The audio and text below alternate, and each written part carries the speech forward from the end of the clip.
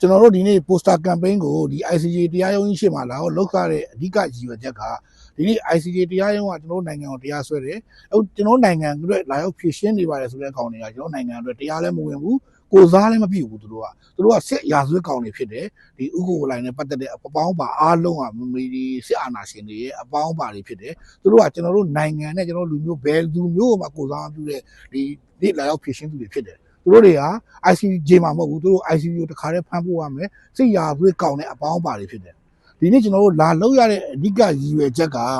1962ခုနှစ်ကနေပြီးတော့ဒီနေ့2021ခုနှစ်ကာလအထိခေတ်အဆက်ဆက်နော်စစ်အာဏာရှင်တွေကကျွန်တော်ပြည်သူတွေကိုတတ်တယ်တိုင်းရင်းသားတွေကိုတတ်တယ်နယ်မြေမရွေးနေရာမရွေးတတ်တယ်အခုဆိုရင်လေញ្ញံနဲ့ဘုံကျဲတယ်ခလေးတငယ်တွေရောအမျိုးသမီးတွေចောင်းသားတွေအခုဆိုဆေးရုံမှာမတန်ရခိုင်ပြည်နယ်မှာဘုံကျဲမှုတွေကိုအကျဉ်းဖန်ပေါင်းများစွာပြည်သူပေါင်းများစွာရဲ့အသက်တွေကိုတပ်ဖြတ်နေတဲ့စစ်ရာဇဝတ်ကောင်တွေဖြစ်တယ်ဒါကိုဒီနေ့ ICJ တရားရုံးကြီးကိုရောက်လာကြတဲ့သူတွေမြင်ရတွေ့ရအောင်ကျွန်တော်က poster campaign လာလုပ်တာဖြစ်တယ်ဒီ poster တွေမှာဆိုရင်ကျွန်တော်တို့ခေတ်ဆက်ဆက်သူတို့ဘလို့မီးရှိုးတပ်ဖြတ်ခဲ့တယ်ဘလို့ဘာတွေလုပ်ခဲ့တယ်သူတို့လုပ်ခဲ့တဲ့ရက်စက်မှုရုပ်မာမှုတွေအကုန်လုံးကိုကျွန်တော်တို့ပုံတွေနဲ့ပြသထားခြင်းဖြစ်တယ်ဒီပုံတွေကိုကြည့်ချင်းအပြင်ကျွန်တော်ဗာသိရမလဲ1988အရေးခင်းမှာလား7 ဇူလိုင်မှာလား2009တန်ဃာတော်တွေရဲ့ညီညီဆန္ဒပြတာမှာလား2021ခုနှစ်မှာပြည်သူရွေးချယ်ထားတဲ့ပြည်သူခေါင်းဆောင်တွေကိုဖမ်းဆီးပြီးတော့စစ်အာဏာရှင်တွေရနေပြီးတော့အခုလိုတပ်ဖြတ်နေတာတွေဒီဟာတွေကိုကျွန်တော်တို့ရင်းသားထင်သာရှိပိုသိအောင်ကဘာကြီးကဒီတိုင်း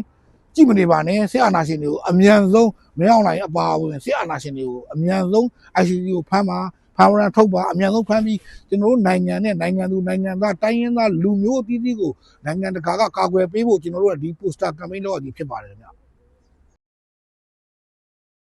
အဓိကတော့ကျမတို့ရည်ရွယ်ချက်ကဒီ poster campaign လုပ်ရတဲ့ရည်ရွယ်ချက်ကတော့ဒီစစ်အုပ်စုရဲ့ဖိနှိပ်မှုတွေအကြမ်းဖက်မှုတွေတပ်ဖြတ်မှုတွေဖမ်းဆီးတာတွေမတရားလုပ်တာတွေကိုကဘာသိစေချင်အဲ့ဒီရည်ရွယ်ချက်နဲ့တယောက်မြင်မြင်ဗတယောက်မြင်မြင်အများကြီးအဖြစ်မြန်မာနိုင်ငံမှာဖြစ်နေတဲ့ဟာတွေကိုသိစေချင်လို့သူတို့က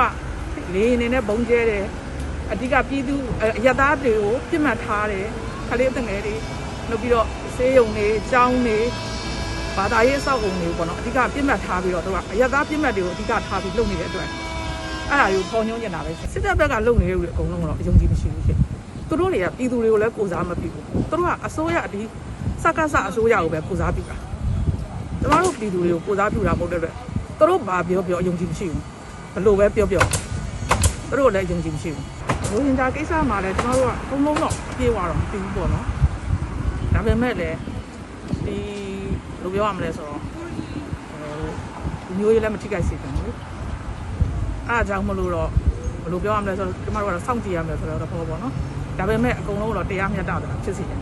ဒီရိုဟင်ဂျာအမှုကလည်းအဓိကပေါ်လာတာဒီမင်းအောင်လှိုင်ရဲ့စစ်အုပ်စုကြောင့်ပေါ်လာတာပဲလေဟိုဒီမှာအင်အားစုတွေအရင်တော့ကကြတော့နေစုကိုယ်တိုင်လာတယ်လေနေစုဝင်းရံကြတယ်ဝါတူးကြတယ်အခုကြတော့ဒီသူတို့လာတယ်နောက်အဓိကဒီရက်ကလည်းဂျားရက်ဖြစ်နေတာကြောင့်ပဲပါမှာလားICJ ရုံးကိုလည်းအပြစ်ရှိလို့ရှိရင်အပြစ်ကိုမင်းအောင်လှိုင်ပြစ်ရှိရင်မင်းအောင်လှိုင်ဖမ်းဝရမ်းတာထုတ်ပြီးတော့နည်းနည်းအပြစ်ချစေတယ်ဒါပေမဲ့လည်းICJ အနေနဲ့ကတော့ဖွဲ့စည်းလို့ပဲဟိုဟာလုံးမှာဆိုတော့ညှော်လင့်ရတာပေါ့လေ